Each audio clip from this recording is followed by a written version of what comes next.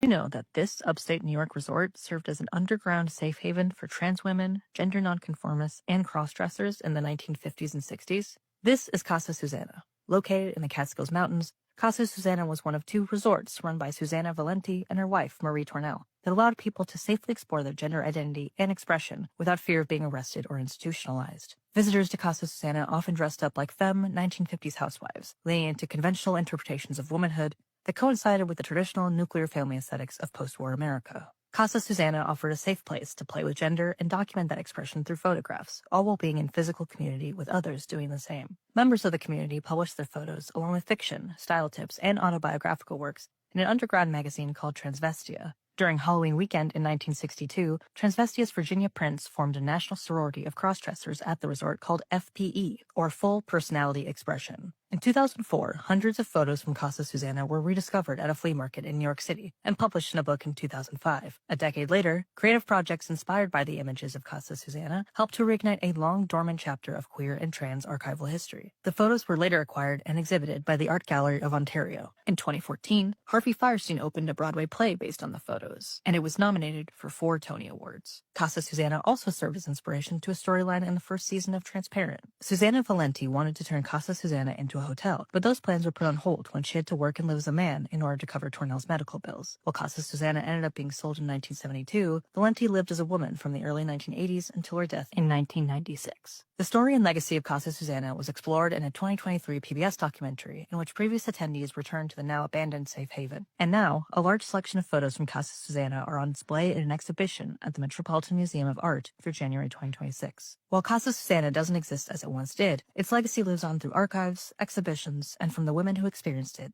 and are still here today.